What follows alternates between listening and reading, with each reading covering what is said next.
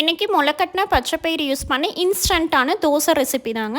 அதுக்கு 1 tumbler பச்சைப்பயிரை 2 time wash பண்ணிவிட்டு கொஞ்சமாக தண்ணி சேர்த்து நைட்டே ஊற வச்சுருங்க. மார்னிங் இந்த மாதிரி நல்லா நம்மளுக்கு முளைக்கட்டி வந்துடும். அதில் 4 கரண்டி முளைக்கட்டின பச்சைப்பயிறு எடுத்துருக்கேங்க. 4 கரண்டி எடுத்தால் 4 தோசை வரும்.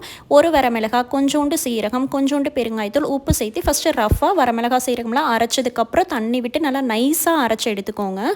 அது கூட நான் வந்து 1 கரண்டி அரிசி மாவு சேர்த்துருக்கேன். 4 கரண்டி பச்சைப்பயிருக்கு அதே கரண்டியில் 1 கரண்டி அரிசி மாவு சேர்த்துக்கோங்க. இல்லாட்டி நீங்கள் இட்லி தோசை மாவு இருந்தால் கூட அதில் 1 கரண்டி சேர்த்துக்கலாம். தண்ணி விட்டு தோசை மாவு கன்சிஸ்டன்சிக்கு நார்மலாக கரைச்சி எடுத்துகிட்டு அப்போதைக்கு அப்போவே தோசை ஊற்றிக்கலாங்க.